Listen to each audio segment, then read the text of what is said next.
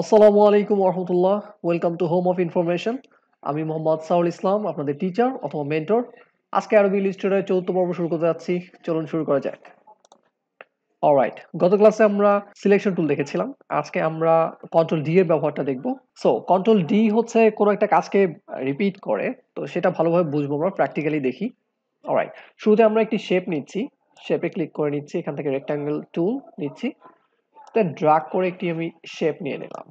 So এই যে শেপটা আমি নিলাম, এই শেপটাকে আমি কপি করব এবং কপি করে সেই কপিটাকে বারবার রিপিট করব, বারবার সেই কপিটা হতে থাকবে। সো আমি সিলেকশন টুল নিচ্ছি, টুল দিয়ে অল ক্লিক করে ধরে ড্র্যাগ করে নিচে নিয়ে আসছি। আমাদের স্মার্ট গাইড অন করা আছে, যার কারণে আমি লাইনটা দেখতে পাচ্ছি সোজা আছে কিনা।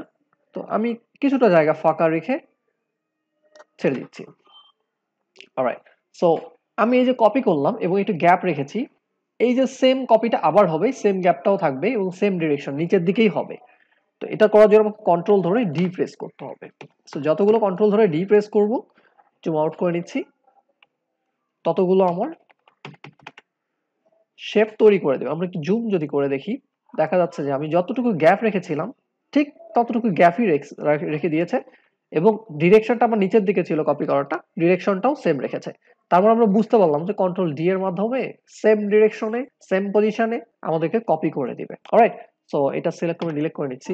এগেইন যদি আমি একটু দেখি ভালো করে, জাস্ট আমরা আরেকটা শেপ নিচ্ছি। সাপোজ এবার আমরা স্কোয়ার শেপ নিচ্ছি, শিফট প্রেস করে হোল্ড করে ধরে স্কোয়ার শেপ নিলাম এবং এইটাকে আমরা 45 ডিগ্রি অ্যাঙ্গেলে কপি করব। ওকে, সো আমরা সিলেকশন টুল নিচ্ছি, দেন অল ক্লিক করে ধরে এইদিকে আমরা শিফট প্রেস করে যদি ধরি, তাহলে 45 ডিগ্রি অ্যাঙ্গেলে আমরা মুভ করতে পারবো।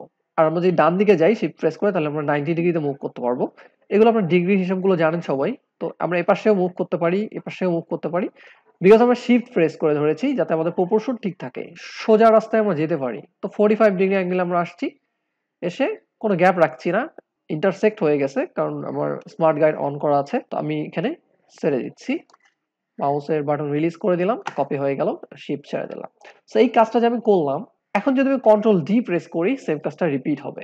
তো আমি কপি করার পর অন্য কোথাও আমরা ক্লিক করব না, ফাঁকা জায়গায় ক্লিক করলে আবার ডিসিলেক্ট হয়ে যাবে, তখন কিন্তু হবে না। সো আমরা কোথাও ক্লিক করছি না, আমরা কন্ট্রোল ডি প্রেস করছি, কন্ট্রোল ধরে ডি। তো দেখা যাচ্ছে আমি কন্ট্রোল ধরে ডি যতগুলো প্রেস করব ততগুলো আমার কপি হয়ে যাবে। সো আমরা 45 ডিগ্রি অ্যাঙ্গেলেও আমরা কপি করতে পারি এভাবে। সো আমি এগুলো ডিলিট করে দিচ্ছি, সিলেক্ট করে কিবোর্ড থেকে ডিলিট করে দিলাম। সো আমরা আরো কিছু দেখি। এগেইন আমরা কিছু রেক্ট্যাঙ্গেল নিচ্ছি, স্কোয়ার শেপ নিচ্ছি, সিলেকশন টুল নিলাম এবং রাইট সাইডে কপি করে দিচ্ছি। এবার একটু আমরা গ্যাপ রাখবো, সামান্য একটু গ্যাপ রাখছি, দেন কন্ট্রোল ডি ইউজ করে আমরা কয়েকটি কপি করে নিলাম। আমরা সবগুলোকে আবার কপি করতে পারি নিচের দিকে, সেজন্য আমরা সবগুলোকে সিলেক্ট করে নিচ্ছি, দেন অল প্রেস করে ধরে আমরা নিচের দিকে ড্রাগ করে একটু গ্যাপ নিচ্ছি, শিফট প্রেস করে ধরে নিয়ে আসছি যাতে আমরা সহজ সোজা রাস্তায় আসতে পারি আর কি, কোনো বাঁকা না হয়। দেন মাউস রিলিজ করে দিলাম, কপি হয়ে গেল। সেম প্রসেস আবার রিপিট করতে চাইলে কন্ট্রোল ধরে ডি প্রেস করতে হবে। সো কন্ট্রোল ধরে ডি প্রেস করলাম, আমাদের অনেকগুলো স্কোয়ার শেপ অনেক সহজেই তৈরি হয়ে গেল। অলরাইট, সো এগুলোকে মাঝখানে দিতে যাচ্ছি, তো সবগুলোকে সিলেক্ট করে নিচ্ছি, দেন ড্রাগ করে মাঝখানে নিয়ে আসলাম। এগুলোকে আমরা রিসাইজও করতে পারি, যেহেতু সবগুলোকে আমরা সিলেক্ট করেছি, রিসাইজ হ্যান্ডেলে এসে আমরা জুম রিসাইজ করে নিতে পারি।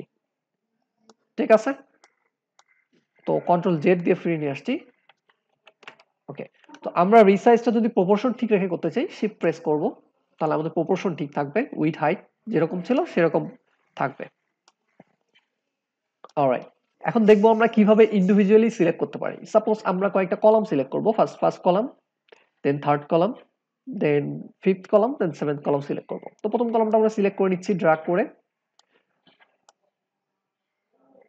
সিলেক্ট করে। এখন থার্ড কলামটা যখন আমরা সিলেক্ট করতে যাব, তখন প্রথম কলামটা ডিসিলেক্ট হয়ে যাবে, কারণ হচ্ছে আমরা জানি যে হচ্ছে আমরা কম্পিউটারে যদি কোনো কিছু সিলেক্ট করে থাকি, তো সেটা হচ্ছে আমরা কন্ট্রোল ধরে ধরে সিলেক্ট করতাম একটা একটা করে, কিন্তু এখানে হচ্ছে আমরা শিফট ধরে ধরে করব, তাহলেই হবে। তো শিফট প্রেস করে ধরছি, দেন প্রথম কলাম সিলেক্ট করলাম, দেন থার্ড কলাম, শিফট ছেড়ে দিব না, দেন ফিফথ কলাম, দেন সেভেন্থ কলাম।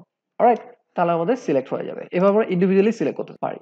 সিমিলারলি আমরা যদি রো সিলেক্ট করি, এভাবে আমরা যে কোনো রো সিলেক্ট করে দিতে পারি। ঠিক আছে, অলরাইট। সো এখানে আরেকটা জিনিস আমি বলে নিই, সেটা হচ্ছে ফিল এবং স্ট্রোকের ব্যবহার বলে নিই। এখানে হচ্ছে দুটো কালার রয়েছে একটা শেপের মধ্যে, একটা হচ্ছে ফিল কালার, একটা হচ্ছে স্ট্রোক কালার। ফিল কালারটা হচ্ছে আমাদের ভিতরে যে কালারটা সেটা হচ্ছে ফিল কালার, এবং বাইরে যে বর্ডার কালার সেটাকে আমরা বলি স্ট্রোক কালার। সো এখানে আমরা দেখতে পাচ্ছি একটা সাদা এবং এখানে একটা কালো রয়েছে। এখানে যদি মাউসটা আমরা হোভার করি এখানে দেখা যাবে ফিল, আর এখানে দেখা যাচ্ছে স্ট্রোক লেখা আছে। তো এখানে স্ট্রোক দেওয়া আছে ব্ল্যাক, ডিফল্ট এটা ব্ল্যাক দেওয়া থাকে এবং ডিফল্ট ভাবে এটা হোয়াইট দেওয়া থাকে। তো আমরা এটা সিলেক্ট করে নিচ্ছি ক্লিক করে, দেন আমরা যদি এখানে সাদা যে ফিল কালার রয়েছে এখানে ডবল ক্লিক করি তাহলে কালার পিকার চলে আসবে। এখান থেকে আমরা একটা কালার নিয়ে ফিল করে দিই, কালার নিয়ে আমরা ওকে করে দিচ্ছি, তাহলে দেখা যাচ্ছে ফিল কালারটা চেঞ্জ হয়ে গেছে। স্ট্রোক কালারটা আমাদের কালো দেওয়া আছে, আমরা এটা চেঞ্জ করি, এখানে এসে আমরা ডবল ক্লিক করছি, দেন এখান থেকে আমরা একটা কালার পিক করে দিচ্ছি, রেড কালার দিলাম সাপোজ, দেন দেখা যাচ্ছে রেড কালার হয়ে গেছে, স্ট্রোক কালার। সো এই দুটো কালার, একটা হচ্ছে ফিল কালার এবং একটা হচ্ছে স্ট্রোক কালার। এগুলো আমরা ডিটেইলস আরো জানবো, ধীরে ধীরে শিখবো। আমরা বেসিক গুলো আগে শেষ করি ভালো করে, তারপরে আমরা অনেক সুন্দর সুন্দর কাজ করবো ইনশাল্লাহ। সো সবগুলোকে আমি সিলেক্ট করে নিচ্ছি, নিয়ে একটু কালার দিয়ে দিই, ফিল কালারটা আমি চেঞ্জ করে দিচ্ছি, সাপোজ আমি একটু হালকা ডার্ক কালার দিয়ে দিচ্ছি। অলরাইট, সো এখন আমি কয়েকটাকে রেড কালার দিব, ফিল কালার। সো শিফট ধরে আমি সিলেক্ট করে নিচ্ছি কয়েকটাকে। অলরাইট, সো এখন আমি ফিল কালারটা চেঞ্জ করে দিচ্ছি। সো দেখা যাচ্ছে আমাদের যে কয়েকটাকে সিলেক্ট করেছিলাম সে কটা কালার চেঞ্জ হয়ে গেছে। আজকের ক্লাস এ পর্যন্তই।